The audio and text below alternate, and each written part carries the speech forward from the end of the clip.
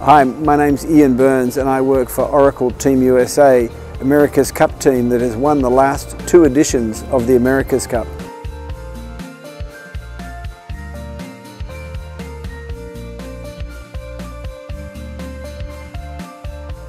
The first America's Cup was raced in 1851, that's 150 years ago, and the boats didn't change much in the first 130, 140 years. They went about the same speed. They were big, slow and heavy monohulls with a single hull.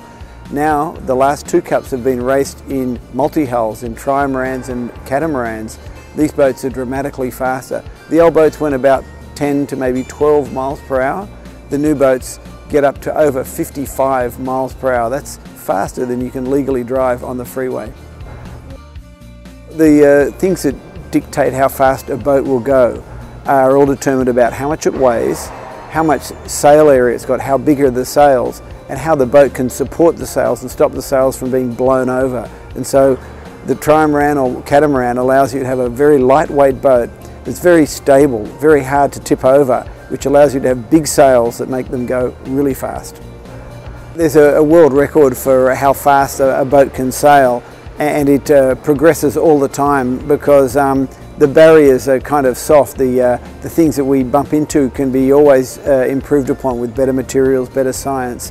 And so we are always looking at ways to improve the performance of the boat, and there's really no feasible limit. If you can make the boat more and more efficient, make it work better, it'll go faster and faster. Over the years, a lot of testing techniques have relied upon experiments where people would build a model of the boat, sometimes quite big, and they'd tow it through a big tank of water and measure how much drag it had, how hard it was to pull through the water. Similarly, people would go into a wind tunnel, which is like a big cave with wind blowing through, and measure how much force the sails generate to push the boat forward. These experimental systems have almost been outdated now. Now we use computers all the time with giant models of little tiny bricks of air or water, and how the water flows over the boat or the sails is modelled in these computer programs, and it gives you the answers to these questions much more quickly and much less expensive. The America's Cup is always won by the best team, and always it's a combination of the sailing team and the design team and the guys who build and maintain the boats. You have to have all of that right to win the America's Cup. We have a number of design guys who make sure the boat's strong enough, as streamlined and hydrodynamic and aerodynamic as it can be. And so there's a big team in the technical side, but there's also a bunch of guys who build the boats who are real scientific boat builders, and these guys are almost like a combination of artists and technicians that put together the boats layer by layer of carbon fibre, and these carbon fibre layers are only 0.1 or maybe 0.2 of a millimetre thick, and they lay these layers on ply by ply to make the boats, in some cases, quite thick and strong. And this is a real art form that our guys, I think, are the best at in the world.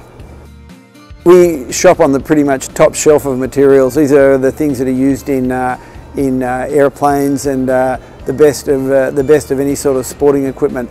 These are the really expensive and exotic carbon fibres that are hard to find, and they're hard to use, but they offer incredible strength, and they're very, very lightweight, which means you can make a boat weigh less and be stronger and stiffer than it would be from other materials.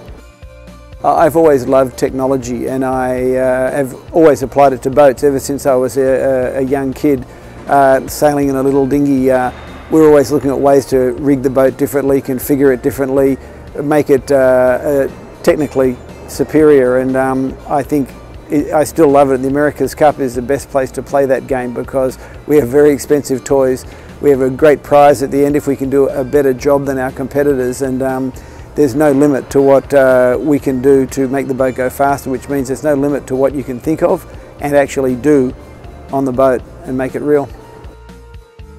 The beauty of sailing is that you can have a great deal of fun on any boat, whether it's slow, whether it's fast, whether it's big or small.